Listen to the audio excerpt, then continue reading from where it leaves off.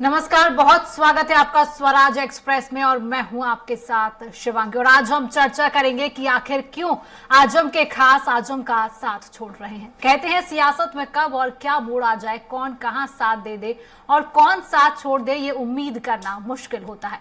कुछ इसी तरह की सियासत इन दिनों यूपी में देखने को मिल रही है। देखिए ये खास रिपोर्ट।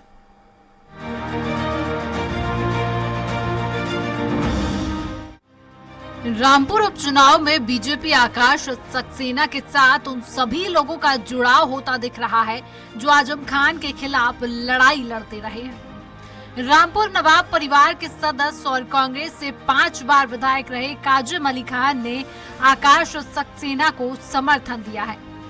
वहीं बाबर खान और मोहम्मद उस्मान जैसे नेता भी आकाश के पक्ष में उतर गए हैं।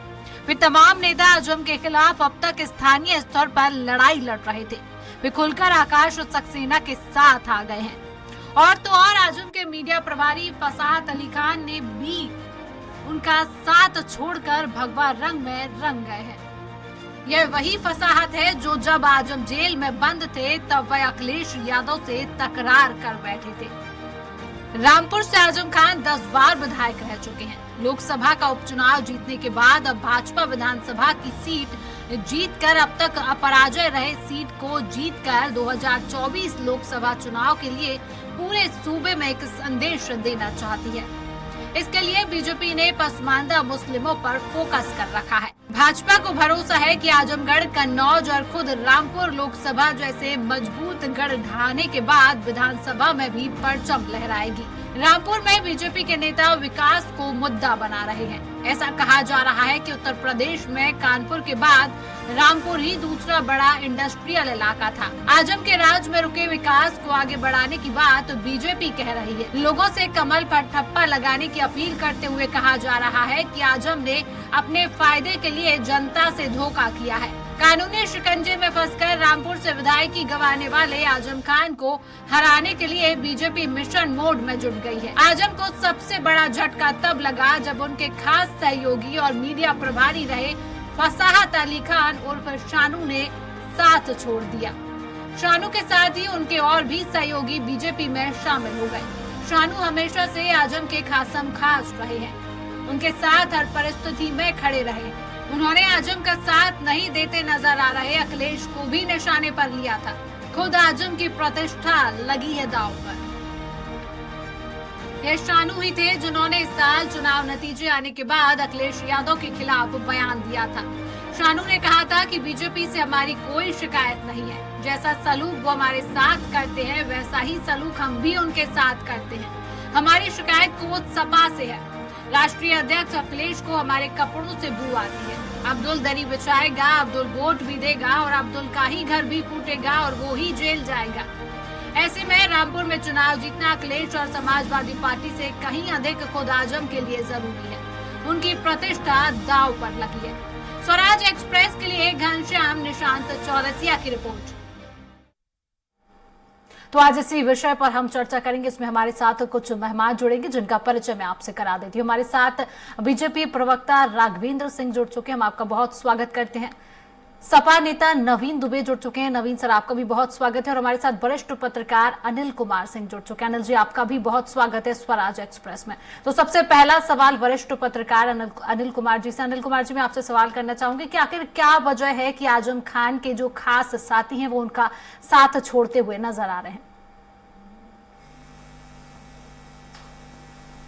जी, सबसे बड़ा कारण है कि राजनीति जो है महत्वाकांक्षा का व्यवसाय है और आदमी अब आगे बढ़ने के लिए अब किसी नेता के पीछे उसका शुभचिंतक बनकर चलता है।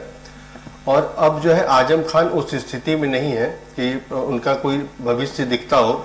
9 साल वो चुनाव से बाहर है और ऐसे में उनके साथ जुड़े लोगों को अपना भविष्य नजर नहीं आ रहा है। इसलिए अब वो अपने भविष्य की सुरक्षा के लिए दूसरे दलों और दूसरे नेताओं के साथ जा रहे हैं।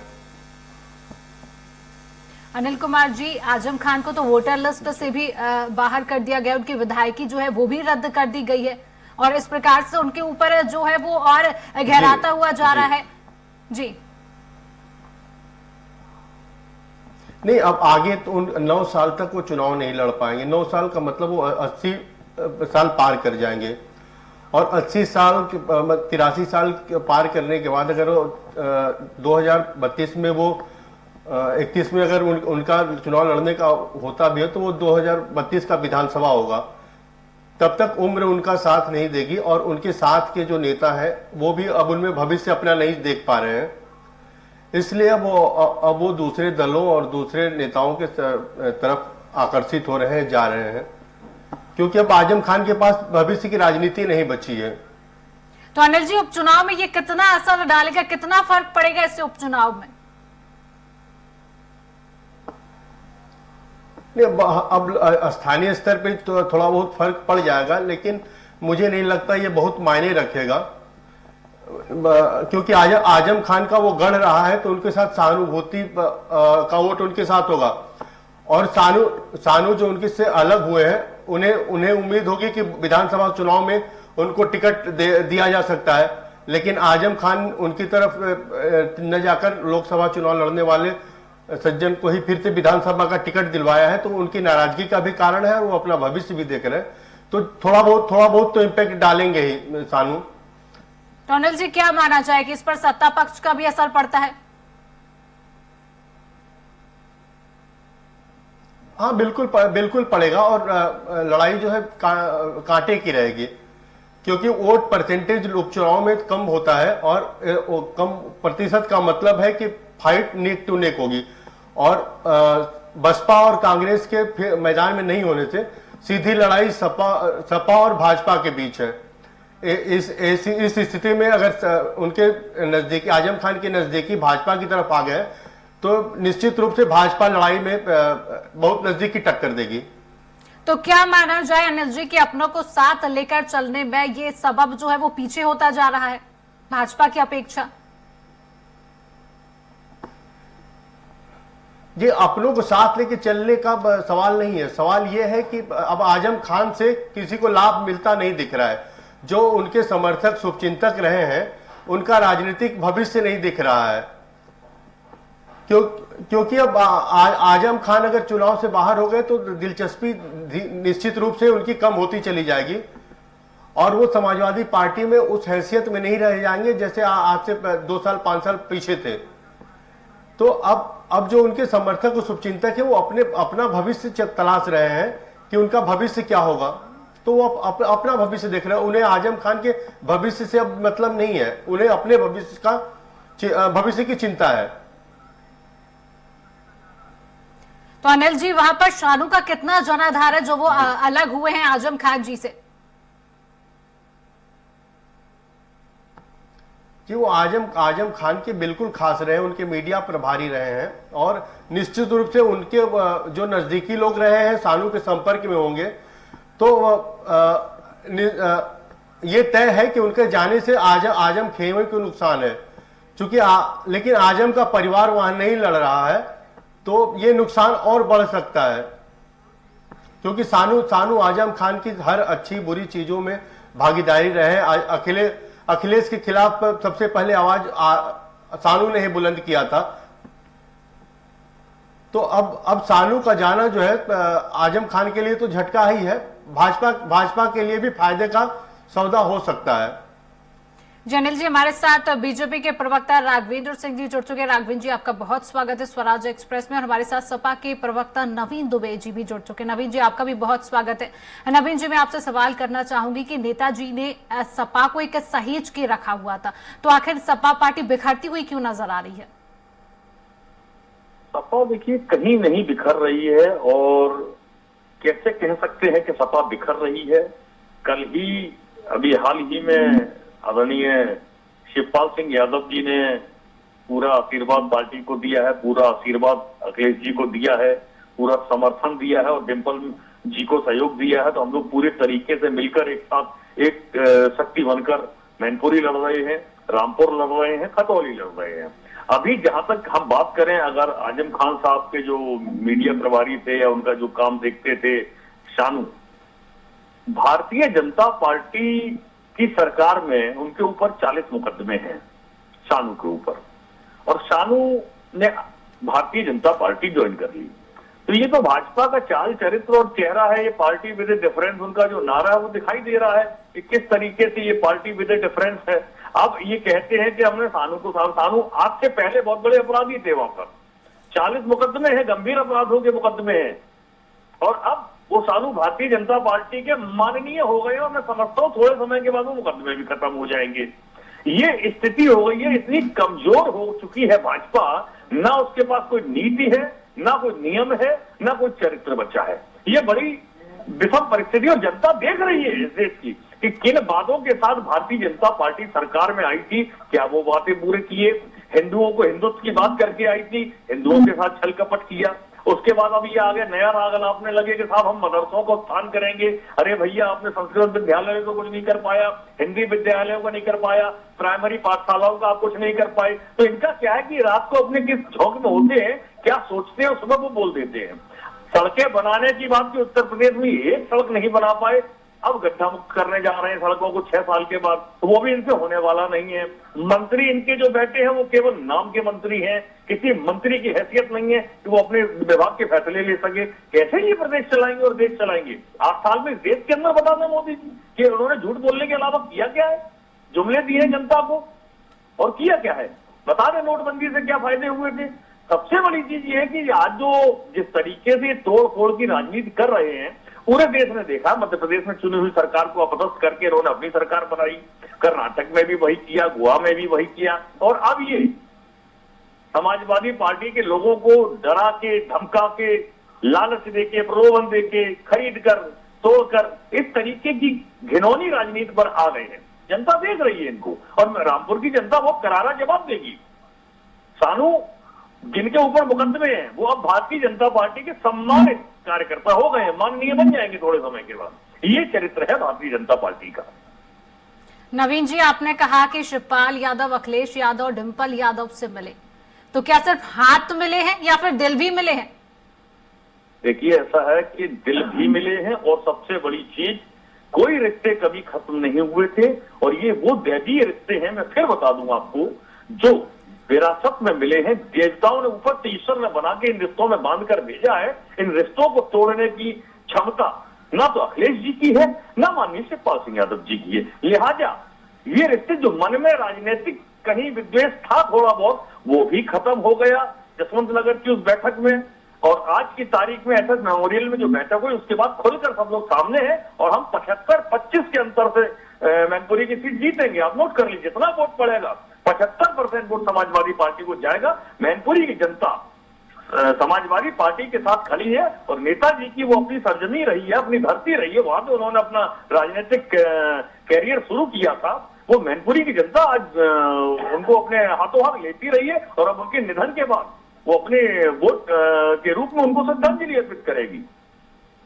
चलिए राघवेंद्र जी के पास आते हैं। राघवेंद्र जी, नवीन जी का कहना है कि शानू के ऊपर कई मुकदमे दर्ज हैं। आप ही के नेता कहते हैं हम अपराधियों को कोई संरक्षण नहीं देते हैं, लेकिन आप ही की पार्टी में जो है शानू जी वो शामिल होते हुए नजर आ रहे हैं। देखिए, दोनों अलग अलग विषय हैं। अगर कोई व्यक्ति जिनके ऊपर मुकदमे हैं किसी पार्टी को ज्वाइन करता है तो मुकदमे अलग विषय है और व्यक्ति अलग विषय है। मैं आजम खां का विषय लेता हूं। हमें लग रहा देश में सबसे ज्यादा मुकदमे आजम खां के ऊपर ही सामने लगे हुए हैं, लगभग 80 से ज्यादा मुकदमे लगे हुए हैं। वास्तविकता यह है, आजम खां एक बहुत ही शातिर किस्म के अपराधी थे, जिन्होंने रामपुर की जनता का बहुत बुरी तरीके से शोषण किया था। रामपुर की जनता के सामने कोई विकल्प नहीं हुआ करता था। लंबे समय तक ये विधायक रहे, लंबे समय तक रामपुर पर कब्जा करते किया इन्होंने, लंबे समय तक राजनीति करते रहे। जैसे रामपुर की जनता को विकल्प मिला, रामपुर की जनता ने उन्हें छोड़ करके भाग खड़ी हुई। तो क्या कारण है? 5 बार के विधायक काजिम अली ने भारतीय जनता पार्टी का समर्थन किया, जो किसी समय आजम खां के साथ ही हुआ करते थे। क्या कारण है? बाबर खां और मोहम्मद उस्मान जैसे व्यक्ति जो रामपुर के बहुत सम्मानित परिवार से आते हैं, वो भारतीय जनता पार्टी का समर्थन कर रहे हैं। फसाद अली खान भी भारतीय जनता पार्टी का समर्थन कर रहे हैं।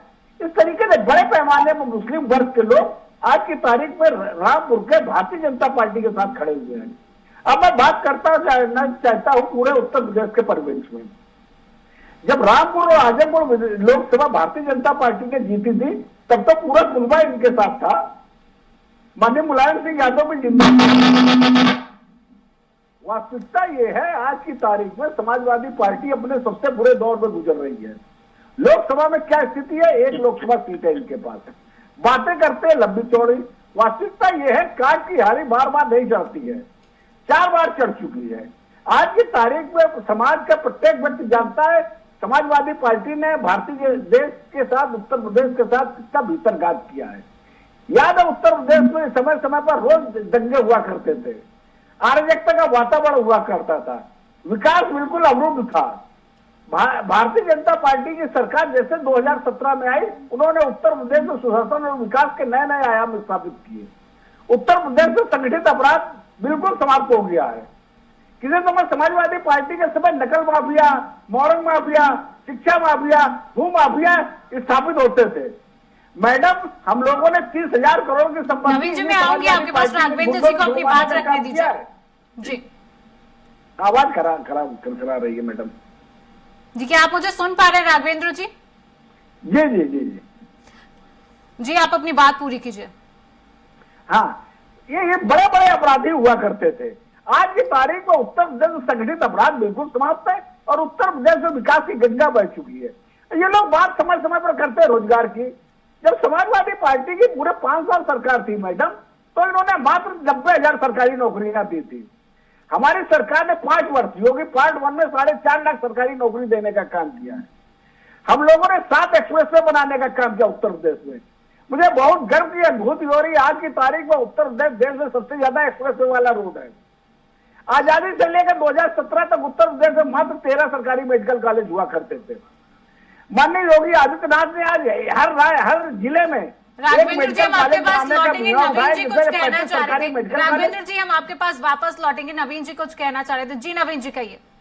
राघवेंद्र जी, मुझे एक चीज का जवाब दे दीजिए कि जो आप कह रहे हैं विकास की गंगा बह रही है, उस गंगा में आप कहाँ पे स्नान कर रहे हैं, मुझे ये बता दीजिए। कौन सा जिला ऐसा है जहाँ पर आपकी कौन सी योजना कारगर हुई है जिससे विकास की गंगा बह रही हो, मुझे बता दीजिए। आपने ओडीओपी को शुरू किया, कौन सा जिला है जो ओडीओपी से पनप गया हो, जहां रोजगार आपने सृजित किया? आप मनरेगा में और जो ये योजना है इस तरीके की जहां मजदूरों का पंजीकरण होता है, आप उसको बोल रहे हैं कि साहब हमने इतने रोजगार दे दिए। अरे भैया, रोजगार की परिभाषा समझिए, आपको समझ नहीं है। नवीन जी बात भ्रमित हो जाएगी, मुझे ओडीओपी का जवाब देने दीजिए, रोजगार का जवाब देने दीजिए। मेरी बात पूरी हो जाती है, बता रहा हूँ। आप अपने टर्न दीजिए, मैं बीच में नहीं बोला था। अब मैं बात पूरी कर लूं, फिर आप आराम से बोलिए, मैं सुनूंगा गंभीरता से। दूसरी चीज, इंडस्ट्रीज के मामले में आपने कौन सा ऐसा जिला है जिसमें इंडस्ट्रीज को बढ़ावा दिया हो? 0 सन्नाटा है। रोजगार की जहां तक बात करें, कौन से विभाग ऐसे, कौन सी भर्तियां आपने निकाली जिनके पर्चे लीक नहीं हुए? तो भर्तियां भाई साहब कब कर दी आपने, और कौन से एग्जामिनेशन करा के कर दी, जरा बता दीजिए मुझे।